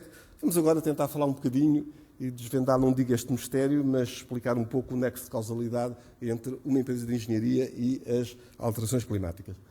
A contribuição da EFASEC para a redução do CO2, podemos talvez colocá-la da seguinte forma. Temos 3 vertentes de atuação, portanto, produção limpa, aumento da eficiência energética, alteração de hábitos de consumo. A EFASEC está envolvida nesses círculos, digamos, laranja, na produção com energias renováveis, inteligência da rede energética, também irei falar um pouco do nosso envolvimento no InnovGrid, e nas alterações na mobilidade. Portanto, começamos a ver que, de facto, a EFASEC, sendo uma empresa com aquelas características que eu descrevi, pode, de facto, contribuir para o combate às alterações climáticas, nomeadamente para a redução do CO2. Talvez de uma maneira mais pormenorizada, talvez possamos decompor um pouco mais estes 3 grandes vetores. Temos o que nós chamamos de soluções nossas para as energias renováveis, por exemplo, sistemas e componentes eólicos, voltarei a isto daqui a pouco, para a área do fotovoltaico, para a participação em projetos da energia das ondas, onde estamos também envolvidos, nas centrais de biomassa e das aplicações do H2. Isto tem impacto direto na redução do CO2, através daquele vetor de produção de energia limpa, e aqui as TICs têm uma aplicação que pode ser bastante vasta e bastante importante, embora a aplicação das tecnologias de informação e comunicação, digamos, tenham um cariz diferente consoante cada uma das componentes que eu aqui estou a falar. De qualquer das maneiras, por exemplo, na parte das componentes eólicas, da área eólica, há necessidade de modelos de previsão e de gestão. Portanto, a parte das renováveis necessitam de maior intervenção das TIC do que, por exemplo, as convencionais e as biomassas. No caso da automação, estou a falar do nosso envolvimento no projeto InnovGrid, que voltarei, que ainda há pouco também foi feita referência, e aí a questão é da gestão eficiente da rede de energia elétrica, o que exige a inteligência da rede, a chamados Smart Grid, e, portanto, nós também temos vindo a contribuir para esse projeto. Na área dos transportes, que é uma área onde nós temos também uma presença significativa, muito lá fora, e darei alguns exemplos também, tem a ver com a gestão da frota, a informação ao utilizador. As TICs aqui também têm uma aplicação bastante importante. Nos sistemas rodoviários, na gestão de tráfego, congestionamentos, também aqui as tecnologias de informação se aplicam de uma maneira bastante importante. E, por último, também falarei um pouco deste projeto dos veículos elétricos, onde também há uma interligação com a parte da gestão da rede elétrica. Tendo ainda um pouco mais em pormenor, no que diz respeito às energias renováveis, e começo por referir de novo que os parques eólicos, por exemplo, necessitam de sistemas de gestão evoluídos devido às características de intermitência e de dispersão geográfica. Aqui temos vindo a atuar no caso da nossa unidade de negócio de renováveis, mas também das nossas unidades de automação. A EFASEC faz parte do consórcio, melhor dizendo, Vento Invest, que ganhou um concurso público para a instalação de 400 megawatts.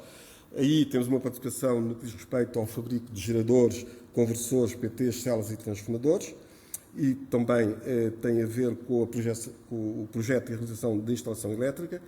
Refiro aqui alguns desafios e barreiras que se colocam aqui e que estão aí nesse slide, mas a nossa visão para 2020, que é aquela que se encontra verde na base deste diagrama, é que vamos ter cada vez mais neste horizonte sistemas aperfeiçoados de previsão da produção, de interligação à rede otimizada, complementaridades com energia hídrica e, por acaso, que necessita de sistemas inteligentes cada vez mais.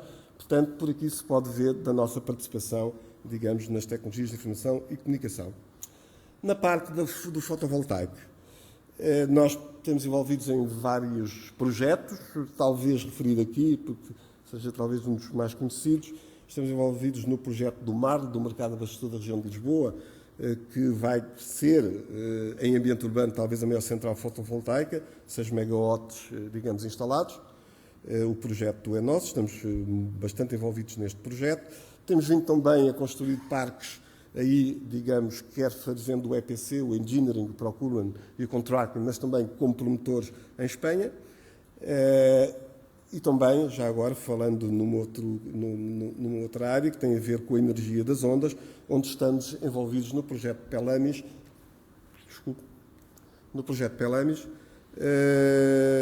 que é talvez o projeto que está mais perto da zona de comercialização. Como sabem, há várias tecnologias na parte da energia das ondas. Este projeto em que estamos, aliás, com a EDP e com a Enersys, é talvez o projeto que se aproxima mais da fase comercial. Foi instalado há pouco tempo, em setembro, propriamente dito, ao largo da Póvoa de Varzim, tem 3 megawatts. Pensa-se que poderá ser expandido para uma segunda fase para 20 megawatts e, portanto, nós estamos também bastante envolvidos. A nossa visão para 2020, no que diz respeito a estas energias, é de que o 2020 será um turning point da energia fotovoltaica. Em 2040, há quem fale que a penetração será similar à energia eólica e serão novas tecnologias com maiores rendimentos e com menores restrições de funcionamento. Só muito rapidamente apresentar este mapa, que aliás é da European Renewable Energy Council, talvez ver aquele gap que em 2001 tínhamos entre a parte da cinzento e a parte das convencionais, que se vai estreitando fortemente para que em 2040 82%, a acreditar nesta previsão, virá das diversas energias renováveis. Eólico, fotovoltaico, ondas, embora com pouca expressão, mas isto dá uma ideia, digamos, da modificação que parece vir a existir no campo da energia. O tempo é curto, vou continuando. No que diz respeito à automação, iria falar muito rapidamente, digamos, deste projeto InnovGrid, que tem várias vantagens para o consumidor. Os clientes domésticos, aliás, notarão bem, digamos, este projeto quando dispuserem da Energy Box, portanto, chamados contadores inteligentes, é mais do que um contador, que permite, portanto, avançar com a microgeração e de ter fluxos bioníficos entre o consumidor e a rede e o consumidor, informação a tempo real, que pode levar a modificação de hábitos de consumo do consumidor, flexibilidades de horário, quase podemos afeiçoar por cada consumidor um determinado tipo de tarifário, para o distribuidor, neste caso a EDP, um maior controle, redução de perdas e, do ponto de vista comercial, eliminar, por exemplo, erros de leitura, a redução de reclamações, aumento da qualidade de serviço. Portanto, de facto, temos aqui uma revolução que é propiciada exatamente pelas TIC, pelas tecnologias de informação. Como disse, a EFASEC é um dos parceiros da EDP Distribuição e outros parceiros que estão aqui. Digamos que nós pensamos que numa visão mais alargada de 2020 a produção de energia será profundamente descentralizada. O arquétipo da produção de energia elétrica, como sabem, é uma produção centralizada, depois, digamos, desde a transmissão à distribuição até ao consumidor final, digamos, é que se vai descentralizando. Vamos viver para o futuro um tempo que será, não digo o inverso, mas bastante diferente do de hoje, em que haverá produção descentralizada e isso levanta problemas particulares, por exemplo, na rede. O InnovGrid é uma das respostas, digamos, a isto. Para isto desenvolvemos alguns produtos próprios, estamos a desenvolver com a nossa inovação. Estão aqui alguns dos exemplos da nossa parte. No contexto doméstico, o interruptor de controle de potência, o Smart Gate para o posto de transformação, enfim, não os vou amassar com isto, mas gostava de deixar aqui a ideia de que a EFASEC está a trabalhar no sentido de ter soluções próprias neste projeto InnovGrid. Falaria agora numa outra área, que tem a ver com a área dos transportes. Também aqui há a necessidade de um uso intensivo de tecnologias de informação e de comunicação. Para vos dar um exemplo bem concreto, aquilo que fizemos no metro do Porto e que estamos agora a fazer em vários lados. Em Dublin, por exemplo, fizemos em Tenerife, em Messina, na Turquia, em Bursa, em Argel, em Manila, em Singapura. O último que ganhámos foi em São Paulo. Vamos fazer a extensão do metro de São Paulo.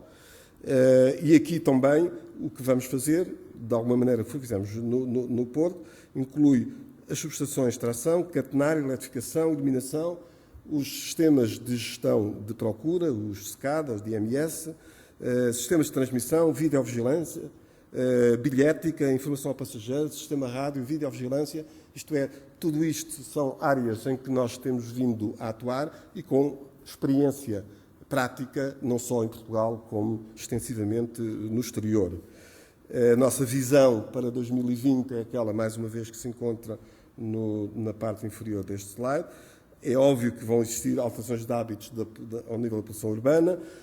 A gestão das frotas terá que ser diferente da de hoje, mais otimizada e utilizando, de facto, cada vez mais tecnologias de informação, recuperação de energia desperdiçada, enfim, uma intermodalidade mais profunda é a nossa visão para este setor. Já agora, para vos dar uma ideia do impacto no metro do Porto, quanto à bilhética, gestão, informação, a redução das emissões provocadas pelo metro do Porto ultrapassa largamente as perspectivas apresentadas na versão de 2006 do PNAC, isto é, relativamente às metas traçadas inicialmente, estava prevista uma redução de 30,4 quilotonnes de CO2 anuais em 2010 e verifica-se que em 2007 já este objetivo foi ultrapassado. Uma palavra também para os sistemas rodoviários, onde temos também atuado, muitas vezes também com a Brisa, e que temos, digamos, vários parceiros, no caso da Carris, STCPs, as autoestradas, Brisa. Aí também temos fornecido vários sistemas que utilizam tecnologias de informação na área da energia, da iluminação, telecomunicações, monitorização, comunicação de emergência, videovigilância, etc. A nossa visão para 2020, obviamente que vai aumentar a necessidade de fluxos otimizados, controlos inteligentes de tráfego, mais uma vez aqui este tipo tem uma palavra importante a fazer, uma melhor gestão de congestionamentos, uma gestão evoluída de frotas e da logística.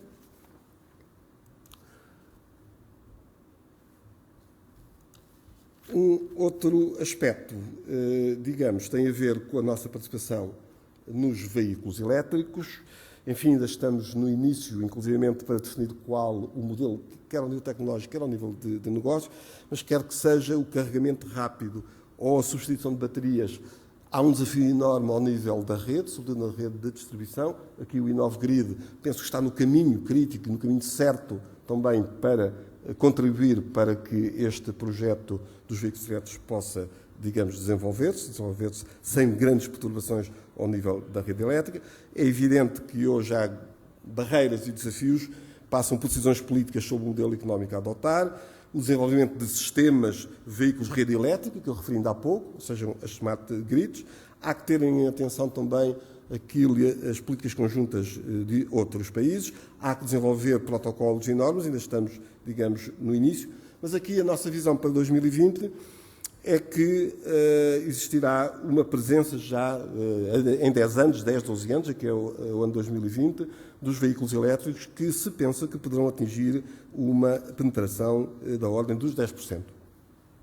Por último, para me conter no tempo que o Sr. Moderador me deu, conclusões. Conclusões, talvez dizer que a maior parte das oportunidades de redução de CO2 da energia elétrica passa pela introdução crescente de inteligência na rede elétrica, envolvendo soluções que fazem uso intensivo das TIC. que a maior parte das oportunidades de redução de CO2 na área da mobilidade passa também pela utilização mais intensiva das TIC, facilitando a alteração de hábitos e beneficiando da introdução de mais inteligência.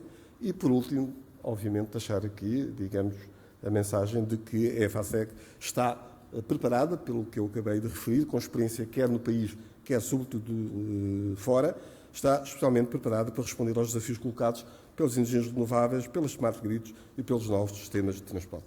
Muito obrigado.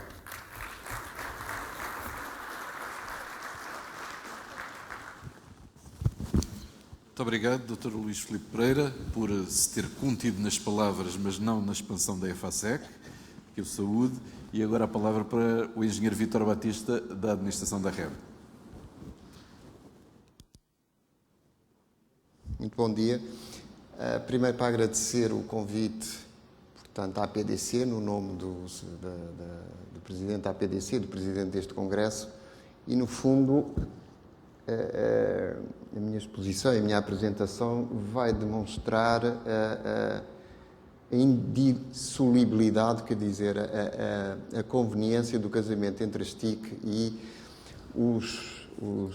as utilities que se dedicam à gestão do sistema.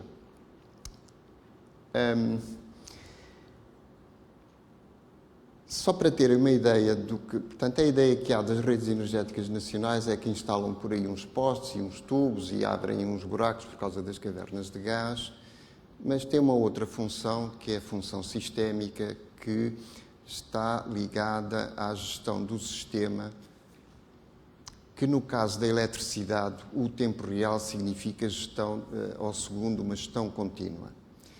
E só para terem uma ideia desta complexidade, um dos indicadores de qualidade da operação da nossa rede é, por exemplo, a eliminação de defeitos, o tempo de eliminação do defeito. Quando, por exemplo, temos aí uma descarga, enfim, um temporal e uma descarga elétrica em qualquer elemento de rede, nós temos uma meta de detectar e atuar e, portanto, eliminar esse defeito num tempo inferior a 15% de 1 segundo. Portanto, estamos a falar numa escala de tempo para além da capacidade humana e só com TICs e, portanto, com estas tecnologias é que nós conseguimos realizar isto e com o apoio, evidentemente, do comando e controle que empresas como a EFASEC nos ajudam a instalar nas nossas subestações e na nossa infraestrutura. Eu julgo que isto... Aqui, para terem uma ideia do atual, eu penso que estará um bocado desatualizado, do mapa de fibra óptica por todo o território nacional. Eu devo dizer que o primeiro cabo de fibra óptica foi instalado em 92, numa parceria entre a PT e a área de transporte da EDP. Na altura, a REN ainda estava dentro do mundo da EDP e, portanto, esse primeiro cabo de fibra óptica no país foi instalado nessa altura. Para terem uma ideia, isto foi um slide tirado ontem, por volta das... Estava a preparar aqui exemplos demonstrativos da utilização das TICs, portanto, isto foi ontem, cerca depois do almoço. No fundo, e é acessível através do site da REN, que é o acompanhamento do diagrama de consumos de toda a rede portuguesa e, portanto, de todo o sistema português. Ora, isso é fundamental, uma vez que nós, de segundo a segundo, temos que manter o equilíbrio entre a oferta e a procura. É evidente que aqui temos que ter uma carga prevista, ela portanto, é a nossa pontaria para o dia seguinte e depois, no sentido de melhorarmos cada vez mais o nosso software, tentar acertar no que vai ser na próxima hora ou no próximo dia. Portanto, isto, enfim, já está disponível há bastante tempo, é um bocado do lado da procura e poder-se-ia pensar que teríamos o problema resolvido. Entretanto, já foi aqui dito pelos colegas, pelas apresentações anteriores, o problema das energias renováveis, que tem uma característica, enfim, intermitente, já foi aqui referido. Isto foi o que se passou na semana de 11 a 16, estamos a fazer 2 anos, de 11 a 16 de novembro em 2006 e, portanto, há 2 anos. E podem ver que, tanto podemos ter hoje, a capacidade instalada deve andar à volta dos 2.400 ou 2.500 megawatts, mas para terem uma ideia, isto são factos, valores observados, tanto podemos ter praticamente 0 ou quase 0 megawatts, como podemos ter o equivalente à produção total da central de Sines, ali da EDP, de Jorge Cruz de Moraes. Além disso, e se repararem no último dia, tanto podemos ter 1000 como um quarto dessa potência durante o mesmo dia. Ora, para quem tem a responsabilidade da segurança de abastecimento e para quem tem a responsabilidade de gerir todo este sistema e estas variações, mais uma vez, temos que ter esta informação em tempo real. E para além de a conhecer em tempo real, também temos que fazer previsões para o dia seguinte. Eu amanhã não sei, hoje, se vou ter quase 2.000 megawatts de produção eólica ou praticamente 100 ou 50. E isso é fundamental para a gestão de todo o sistema. Ora, isto como é que se consegue? Utilizando mais software. Aqui software medido como inteligência, utilizando a capacidade dos nossos técnicos que, recolhendo esta informação em tempo real, conseguem de alguma forma prever o que vai acontecer nas próximas horas ou no próximo dia. Também praticamente à mesma hora e através do site da REN, portanto nós aqui mostramos as falhas de pontaria, por acaso ontem até nem correu mal, tem numa linha a cinzento aquilo que nós prevíamos de produção eólica para o dia de ontem e até aquela hora os valores verificados. A linha verde acima corresponde aos parques que estão atualmente telemedidos, portanto os parques os quais temos acesso direto à sua contagem, à sua produção. Vamos ver se, com a ajuda, porque muitos destes parques eólicos estão ligados à rede de distribuição, se conseguimos obter cada vez mais este tipo de informação, porque é realmente importantíssimo para a gestão do sistema. Bem, aquilo que nós prevíamos ia no fim da noite, por volta das 11, meia-noite, atingir cerca de 2 grupos da central de Setúbal, ali do Jorge Cruz de Moraes. Bem, eu não sei se foi de facto aqueles 400 ou 500, mas se foi 1000 ou se foi 0. Portanto, nós temos que prever em termos de mercado o que é que vai acontecer na hora seguinte. Bem, o mercado da eletricidade não é propriamente um mercado, enfim, de commodities como as laranjas ou como o café.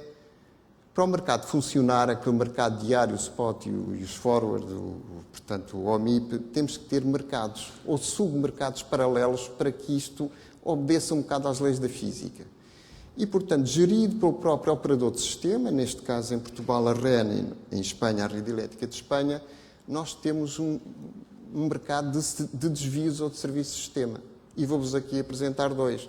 Um associado à telerregulação, isto é, eu de minuto a minuto vou fazendo jus das ofertas que os produtores fizeram para a plataforma, portanto, do operador de sistema, e vou utilizando quer para descer a carga da oferta, quer para subir, portanto estão ali as curvas, isto são exemplos reais, para ajustar em termos instantâneos e durante uma hora a oferta à procura.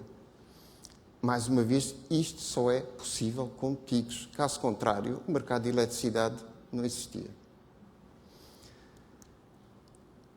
Outra característica é que é no mercado de reserva. Quando, por exemplo, ali a central de Sines da EDP se avaria ou por causa das alforrecas ou por causa tem às vezes problemas, e já tivemos problemas desses, de repente a central completamente indisponível, nós temos que ter reserva no sistema para acudir a isso. E estamos limitados por leis europeias, temos cerca de 15 minutos para resolver o problema e temos um mercado, que é o mercado de reservas, que consoante as ofertas dos vários produtores, e estão a ver aí, podemos acionar, pagando, evidentemente, portanto, isto para além do equilíbrio em quilowatt-horas, o mercado implica um equilíbrio em euros, e quando mete euros, as coisas são mais a doer e mais complicadas e tem que ser auditáveis e, portanto, o mais seguras possível. E só com plataformas, utilizando mais uma vez TICs, é que conseguimos gerir estes desajustes entre a oferta e a procura que acontecem todos os dias. Eu ia voltar atrás, e agora pensando no futuro, por exemplo, isto que aqui só está visto do lado da oferta, nós esperamos que na próxima década os próprios grandes consumidores possam competir neste mercado. Ou seja, um grande consumidor que esteja diretamente ligado à sala de despacho da REN pode oferecer para deslocar o seu consumo da hora 11 para a hora 12 e com isso ganhar dinheiro. Se o operador de sistema tiver necessidade de diminuir carga, pode diminuir num consumidor em vez de ser de um produtor, baixar a carga, a oferta do produtor. E é esta competição que é saudável em termos de mercado. E nós acreditamos que com o desenvolvimento das TIC, isto possa ser uma tendência, e os consumidores têm todos a ganhar com isso, possa ser uma tendência de futuro. Aliás, existe uma proposta nossa à entidade reguladora nesse sentido. A nossa aposta, uma vez que as redes, no fundo, são infraestruturas que permitem uma utilização eficiente das energias renováveis e, portanto, são um contribuinte e permitem a descarbonização da economia. Portanto, porque a energia eólica e as energias renováveis estão muito afastadas dos centros de consumo, é preciso uma infraestrutura que faça chegar, no fundo, a energia elétrica aos grandes centros de consumo, que é a costa litoral portuguesa. A nossa aposta, portanto, é de facto, portanto, o conjunto das redes, quer de gás, quer de eletricidade, permitem isso. A nossa aposta para o futuro é mais no software. Ou seja, é utilizar a inteligência dos nossos técnicos que, com o apoio das universidades, nos permita tratar a informação e, através de soluções inovadoras que nos vão permitir melhorar a otimização do sistema. Vou-vos dar um exemplo já realizado. Nós temos medidas em tempo real, por exemplo, das temperaturas dos cabos de alta tensão. Como sabem, a capacidade de um cabo depende da temperatura do meio ambiente e isso permite-nos explorar ao máximo a capacidade de transporte e, portanto, aumentar, e estou a falar num cabo, numa linha específica da interligação, permite aumentar a capacidade de trocas entre o nosso sistema e o sistema espanhol. Isso é um projeto, enfim, que está em andamento, mas já está testado e está a funcionar.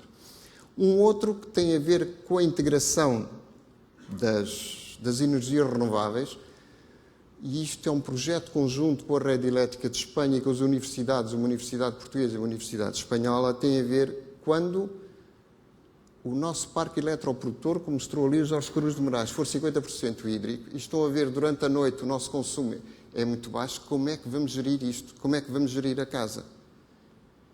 E isto já aconteceu há 2 semanas, era sábado, já à noite, recebo uma chamada do operador de sistema aflito, porque o mercado já estava fechado, havia uma importação maciça de Espanha, porque a energia é mais barata, e às tantas desatou a ventar. E ele, na rede, tinha energia a mais. E como é que ia resolver? O problema passou, não houve nenhum apagão, portanto estamos todos aqui, e o problema foi resolvido com, no fundo, o redespacho coordenado com a Rede Elétrica de Espanha. As TIC é cada vez mais crítico, portanto, para qualquer operador de sistema de gás e eletricidade, e a única diferença aqui está na constante tempo, é realmente crítico. E não temos qualquer hipótese de fugir ao desenvolvimento e à utilização cada vez mais maciça das TIC.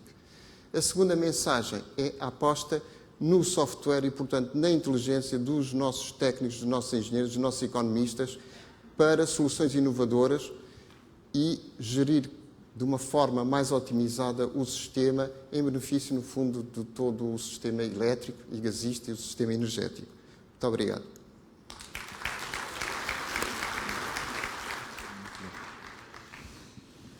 Muito obrigado, engenheiro Vítor Batista.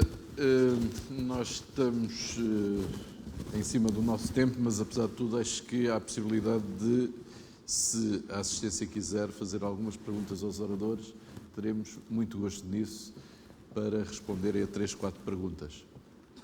E, portanto, esta é a oportunidade de ou dizerem alguma coisa ou se calarem para sempre perante o naipe de oradores que tem aqui. É como nos casamentos, não haverá outra oportunidade, pelo menos com este painel e nesta hora.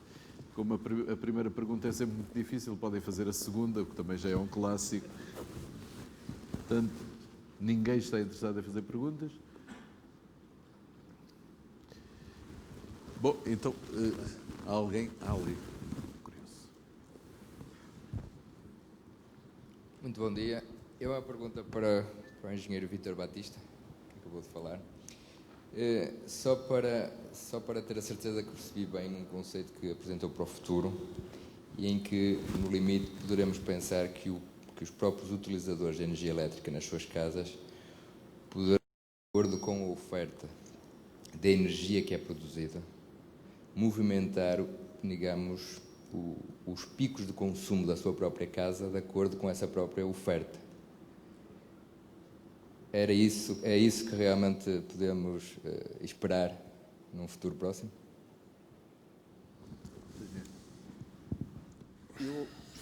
Há aqui dois níveis. Há um nível que é o nível do consumidor doméstico. Portanto, e o consumidor doméstico está mais ao nível de reagir a um quadro tarifário. E, portanto, ele por ele, consoante o custo ou o preço da energia em cada hora, pode gerir a sua carga, ou pode ligar as máquinas e, portanto, a sua carga, e em vez de ligá-la nos períodos tarifários mais caros, desviar o seu consumo para horas de preço mais baixo. Aliás, já acontece hoje com a tarifa bi-horária ou tri-horária. Ali o que eu estava a dizer era mais no sentido dos grandes consumidores, dos grandes sistemas. Portanto, já estou à escala dos milhares de quilowatts e, portanto, de megawatts. Empresas como, por exemplo, a EFASEC, se puder deslocar a sua ponta de consumo, que é provavelmente, sei lá, das 11 ao meio-dia, puder deslocá-la do meio-dia à 1, porque das 11 ao meio-dia eu tive o operador do sistema, houve uma central qualquer que saiu por avaria do próprio sistema, eu vou ter que arranjar quase instantaneamente algo das duas uma, ou uma oferta equivalente à central que acabou de sair por avaria, ou a outra hipótese é baixar o consumo, para manter o equilíbrio entre a oferta e a procura. É evidente que o operador se o Dr. Filipe Pereira, na sua oferta que terá feito, for mais barato que a oferta aqui do Cruz de Moraes para baixar a carga, no caso dele para se deslocar, é evidente que o operador do sistema utiliza a solução mais barata. E isto em benefício de todos, no fundo. Eu estava a falar mais cá em cima, a nível da rede de transporte. Portanto, isto pressupõe uma ligação direta ao centro de despacho da REN. Portanto, através fibra óptica, enfim, toda a parafernália das TICs. Mais questões?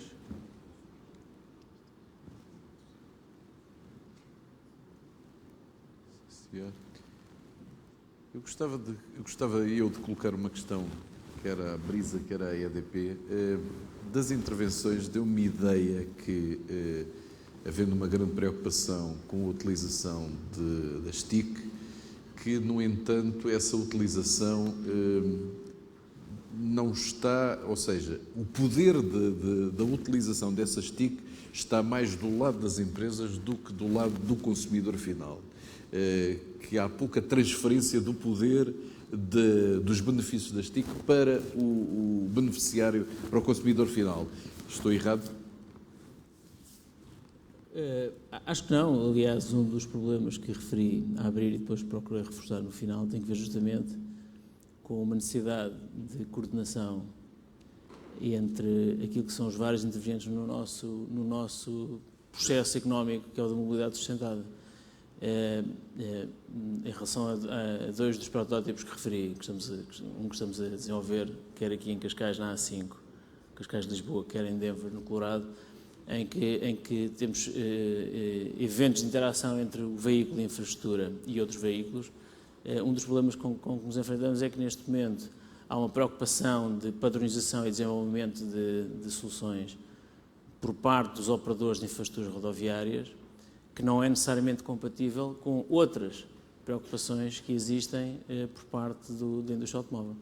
Eu no meu carro tenho uma informação se vou ou não a uma distância suficiente do carro de frente e o carro trava e deixa-me andar consoante encontra ou não obstáculos à frente, mas não tenho garantia nenhuma que se mudar de carro, primeiro, se tenho o mesmo tipo de serviço, segundo, nem neste carro, nem num eventual novo carro, eu tenho qualquer oportunidade neste momento de interagir com a estrada. E, portanto, estou inteiramente de acordo com a dúvida que o Nuclau tem, no sentido que há um grande potencial, no nosso caso já muito expressivo, de utilização de TICs em benefício da nossa própria atividade. O desafio seguinte é passar isso para o benefício dos utilizadores. No nosso caso, não são os consumidores de eletricidade, são os utilizadores das autoestradas. Agora, temos percorrido um enorme caminho e no caso português, estamos a uma distância muito, muito curta de, por exemplo, ter uma informação, enfim, isto é um outro protótipo que estamos neste momento em ensaio, segundo o qual alguém sai de casa e tem configurada a sua relação com a brisa e com a via verde no sentido de poder receber informação que seja relevante para os percursos que faz habitualmente. Portanto, alguém que viva no Estoril e que trabalhe na Baixa de Lisboa pode estar interessado em receber informação que respeita a eventos que ocorreram na A5 no período entre as 7 da manhã e as 10 da manhã e no período entre as 5 da tarde e as 7 da tarde. Hoje é absolutamente trivial, não há nenhuma intervenção sequer dos operadores do Centro de Coordenação Operacional da Brisa para levar esta informação desde que o evento é criado. Houve um acidente e o operador está concentrado a gerir esse acidente, mas a informação é filtrada, vai já automaticamente para os canais de comunicação, para as rádios e para os jornais que têm protocolos connosco, mas temos todas as condições e está a funcionar. Estamos só à espera da oportunidade de fazer o deployment em larga escala, filtrar esta mesma informação e canalizá-la para os clientes que estão estritamente interessados nesse tipo de informação. Portanto, há esse gap que importa vencer, mas isso é um desafio e, portanto, vamos ter...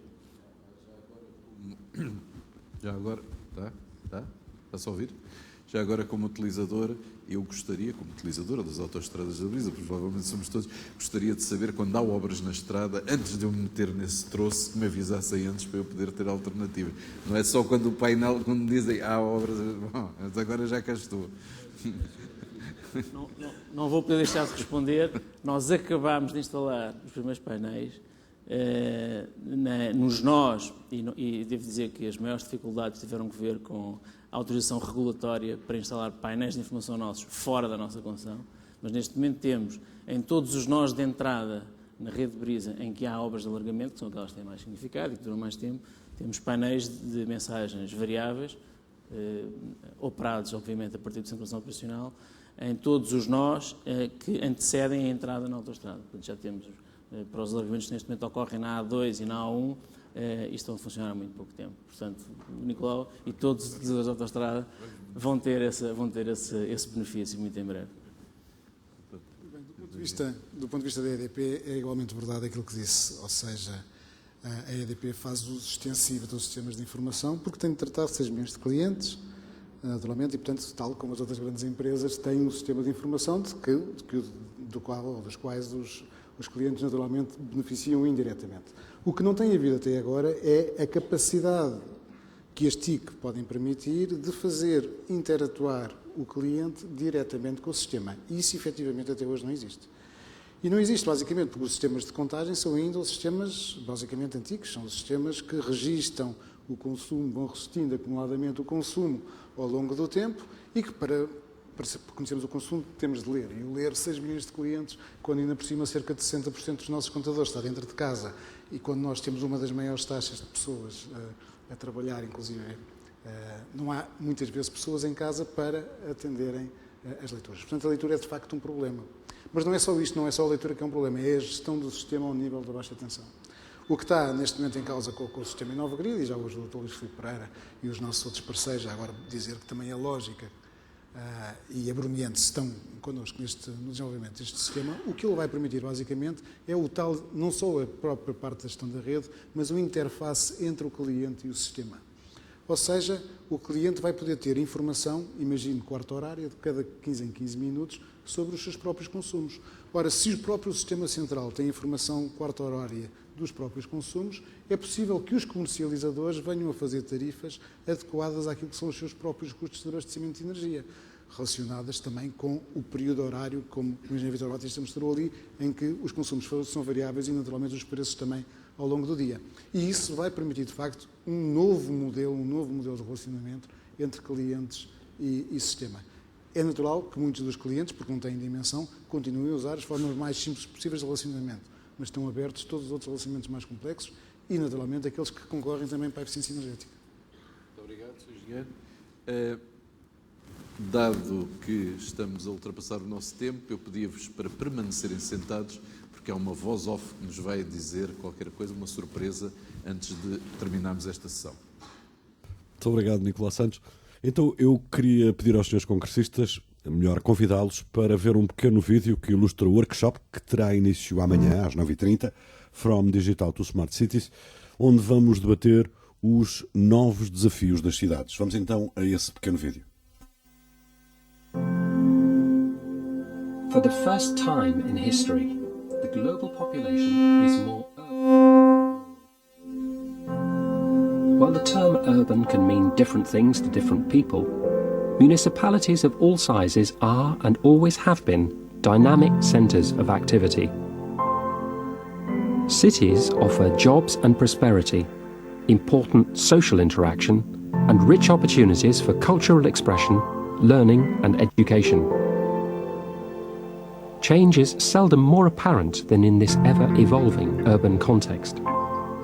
But in an age of pervasive global warming, population growth, and increasing resource constraints, cities must innovate more proactively than ever before.